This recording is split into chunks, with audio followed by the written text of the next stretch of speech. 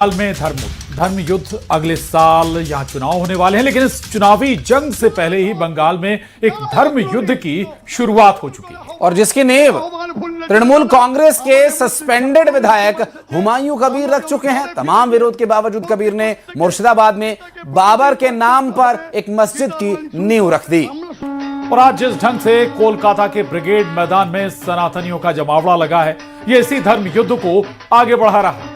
दरअसल लाखों की तादाद में लोग यहां इकट्ठा हो गए। अलौकिक गीता का पाठ किया जा रहा है, यानी एक दिन पहले जिस बंगाल में बाबर हो रहा था, अब वहीं पर गीता के श्लोक गूंज रहे हैं। धीरेन्द्र शास्त्री से लेकर तमाम साधु संत इस वक्त मंच पर मौजूद हैं। तो ये दो तस्वीरें आपके टीवी स्क्रीन पर, एक तरफ बाबरी मस्जिद की नींव रखी गई थी, तो दूसरी तरफ कोलकाता में अब गीता पाठ गूंज रहा है। पंडित धीरेन्द्र शास्त्री कोलकाता पहुंचे।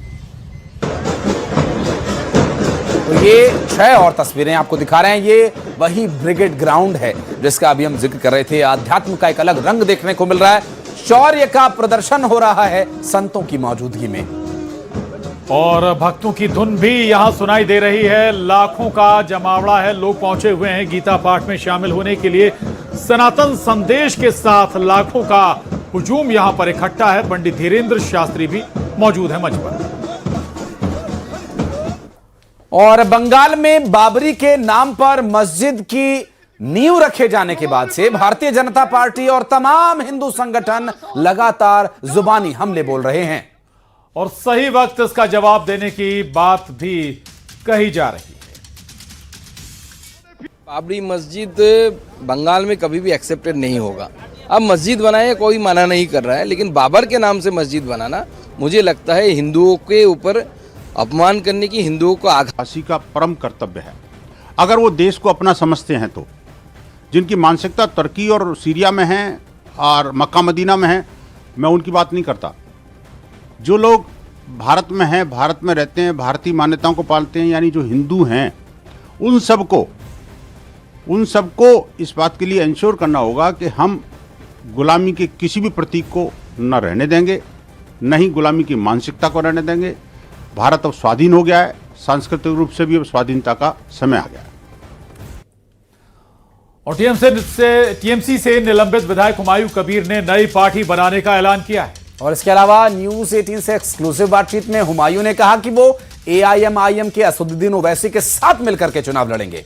बंगाल में हुमायूं ओवैसी के साथ मिलकर टीएमसी और बीजेपी के खिलाफ चुनावी मैदान में उतरने की तैयारी कर रहे हैं।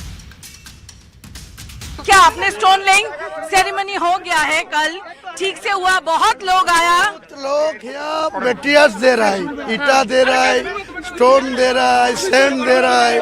तो मैं देखना है, इतना इमोशनल मेरा प्यार करके यहाँ आया, इसीलिए वो भाई लोग को जो यहाँ इकट्ठा हुआ है, इनको साथ मिलने आया।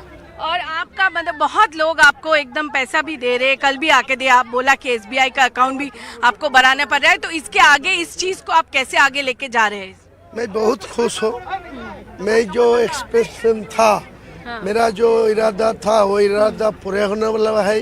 और बाबरी मस्जिद है बनेगी, उनको साथ जो मैं कल घोषित किया सब पूरा हो जाएगी 3 साल के अंदर। और तृणमूल कांग्रेस कुछ बोल रहा है कि आपको बीजेपी सपोर्ट कर रहा है, ये तृणमूल कांग्रेस का कहना है, आपका क्या?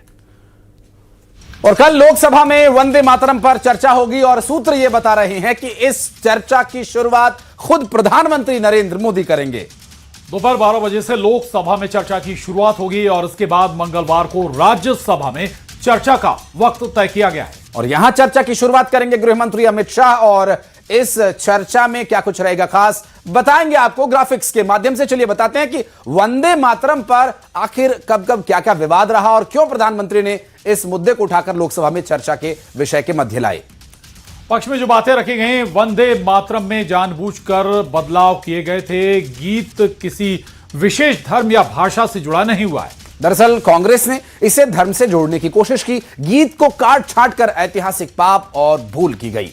विपक्ष में जो बातें इसके कही जा रही हैं, वो बीजेपी और आरएसएस खुद इस गीत से बचते हैं। राष्ट्रवाद के संरक्षक ये गीत नहीं गाते। और विपक्षी कहते हैं कि मुसलमान इसलिए विरोध करते हैं क्योंकि इसमें धरती की पूजा का भाव है, देशभक्ति दिखाना वंदे मातरम बोलने पर निर्भर नहीं करता है। एयरपोर्ट पर इंडिगो की एयरलाइंस में देरी और कैंसिलेशन पर केंद्र सरकार ने सख्ती दिखाई है। लेकिन आज भी फ्लाइट कैंसिल होने की खबरें लगातार आती रही। देश भर में अब तक कई बड़े एयरपोर्ट्स पर 500 से ज्यादा उड़ानें रद्द हो चुकी हैं। उधर हैदराबाद से 115 उड़ानें, मुंबई से 112 और बेंगलुरु से 150 फ्लाइट्स कैंसिल हुई। दिल्ली में भी 109 उड़ानें रद्द की गई, जबकि चेन्नई, त्रिची, चंडीगढ़ से भी कैंसिलेशन की खबरें आई। कुल मिलाकर अब तक 538 फ्लाइट सेवाएं प्रभावित बताई जा रही हैं आज के दिन में।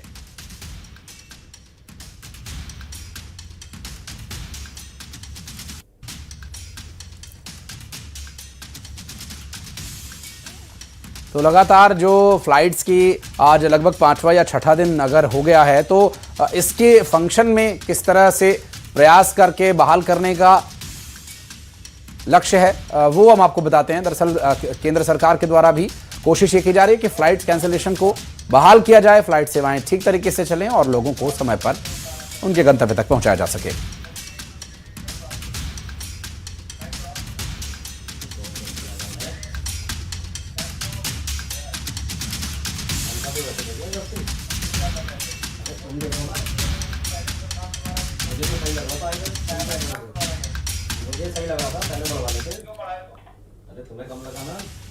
और दिल्ली एयरपोर्ट के टर्मिनल 1 पर हालात अब भी चुनौतीपूर्ण बने हुए हैं। कई यात्री रात भर से यहां फंसे हुए हैं। किसी की फ्लाइट कैंसिल हुई है तो कोई लगातार रीशेड्यूल से परेशान है। टिकट काउंटरों पर लंबी लंबी कतारें नजर आ रही हैं। दरअसल बैगेजेस कलेक्ट करने को लेकर भी अफरा तफरी का सा माहौल बना हुआ है। टर्मिनल 1 पर हजारों बैग्स का ढेर लगा हुआ है। एयरलाइंस के सामने यह भी एक बड़ी चुनौती बन चुका है। देखिए हमारे संवाददाता जावेद की रिपोर्ट। यहाँ पर आप तस्वीर देखेंगे, यहाँ पर अभी ऐसे कुछ लोग हमें नज़र आ रहे हैं जिनकी फ़्लाइट कैंसिल हुई हैं। वो इंतज़ार कर रहे हैं अगली फ़्लाइट्स का, रिफ़ंड्स का, और किस तरह से उन्हें परेशानियां हुई हैं वो तस्वीर भी हम आपको यहाँ पर दिखाएंगे। कुछ ऐसी केस स्टडीज़ और कुछ ऐसे लोग हैं यहाँ पर जिनको बहुत ज़रूरी काम से पहुँचना था अपने टाइम से, लेकिन वो यहाँ पर एयरपोर्ट पर फंस गए हैं। यहाँ पर ऐसे ही मुझे 2 शख्स यहाँ पर नज़र आ रहे हैं। एक बार इनसे बात करते हैं। ये कहाँ जाने वाले थे, कहाँ से आ रहे हैं? अपना नाम बताइए और ये बताइए कि आप कहाँ से आए हैं, कहाँ जाना चाहते थे और कब से यहाँ पर फंसे हुए? जी सर, मेरा नाम मोहम्मद गुलाब अली काजी। मैं 6 तारीख शाम को 5 बजे मैं दिल्ली एयरपोर्ट में पहुँचा।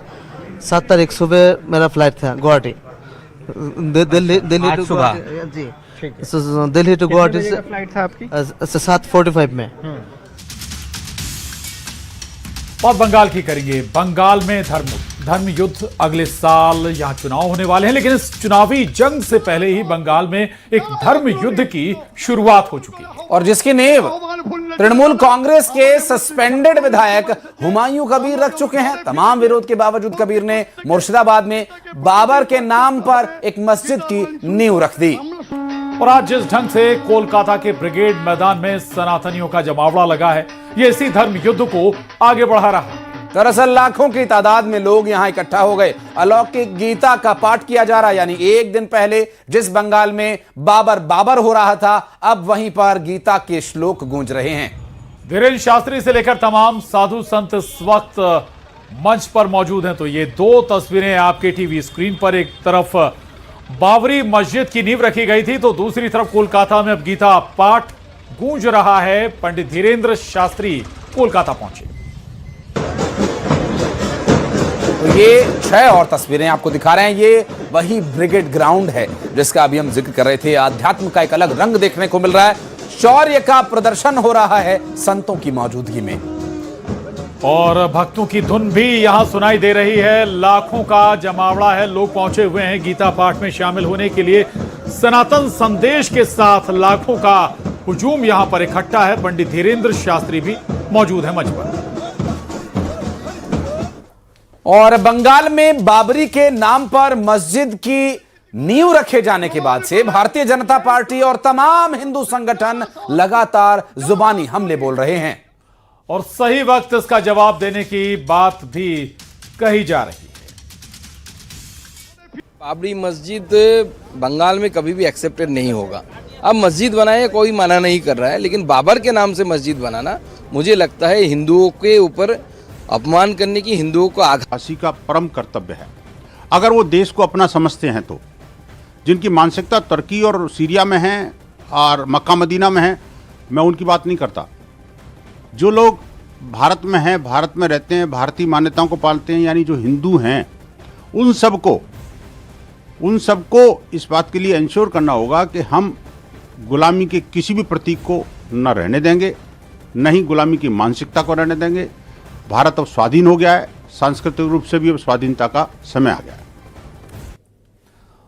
और टीएमसी से निलंबित विधायक हुमायूं कबीर ने नई पार्टी बनाने का ऐलान किया है। और इसके अलावा न्यूज 18 से एक्सक्लूसिव बातचीत में हुमायूं ने कहा कि वो एआईएमआईएम के असदुद्दीन ओवैसी के साथ मिलकर के चुनाव लड़ेंगे। फिर बंगाल में हुमायूं ओवैसी के साथ मिलकर टीएमसी और बीजेपी के खिलाफ चुनावी मैदान में उतरने की तैयारी कर रहे हैं। क्या आपने स्टोन लेइंग सेरेमनी हो गया है कल, ठीक से हुआ? बहुत लोग आया, लोग यहाँ मटेरियल्स दे रहा है, ईटा दे रहा है, स्टोन दे रहा है, सैंड दे रहा है। तो मैं देखना आया, इतना इमोशनल मेरा प्यार करके यहाँ आया, इसीलिए वो भाई लोग को जो यहाँ इकट्ठा हुआ है, इनको साथ मिलने आया। और आपका मतलब बहुत लोग आपको एकदम पैसा भी दे रहे हैं, कल भी आके दे, आप बोला कि एसबीआई का अकाउंट भी आपको बनाना पड़ रहा है, तो इसके आगे इस चीज को आप कैसे आगे लेके जा रहे हैं? मैं बहुत खुश हूँ। मैं जो एक्सप्रेशन था, मेरा जो इरादा था, वो इरादा पूरा होने वाला है। और बाबरी मस्जिद है बनेगी, उनको साथ जो मैं कल घोषित किया, सब पूरा हो जाएगी 3 साल के अंदर। और तृणमूल कांग्रेस कुछ बोल रहा है कि आपको बीजेपी सपोर्ट कर रहा है, ये तृणमूल कांग्रेस का कहना है, आपका क्या? और कल लोकसभा में वंदे मातरम पर चर्चा होगी और सूत्र ये बता रहे हैं कि इस चर्चा की शुरुआत खुद प्रधानमंत्री नरेंद्र मोदी करेंगे।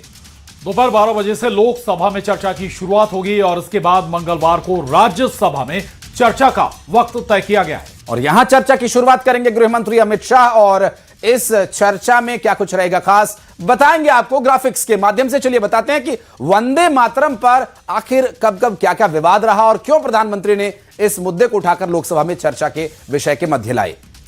पक्ष में जो बातें रखी गई, वंदे मातरम में जानबूझकर बदलाव किए गए थे। गीत किसी विशेष धर्म या भाषा से जुड़ा नहीं हुआ है। दरअसल कांग्रेस ने इसे धर्म से जोड़ने की कोशिश की, गीत को काट छाट कर ऐतिहासिक पाप और भूल की गई। विपक्ष में जो बातें इसके कही जा रही हैं, वो बीजेपी और आरएसएस खुद इस गीत से बसते हैं। राष्ट्रवाद के संरक्षक ये गीत नहीं गाते। और विपक्षी कहते हैं कि मुसलमान इसलिए विरोध करते हैं क्योंकि इसमें धरती की पूजा का भाव है, देशभक्ति दिखाना वंदे मातरम बोलने पर निर्भर नहीं करता है। चलिए आगे बढ़ेंगे। बीजेपी सांसद और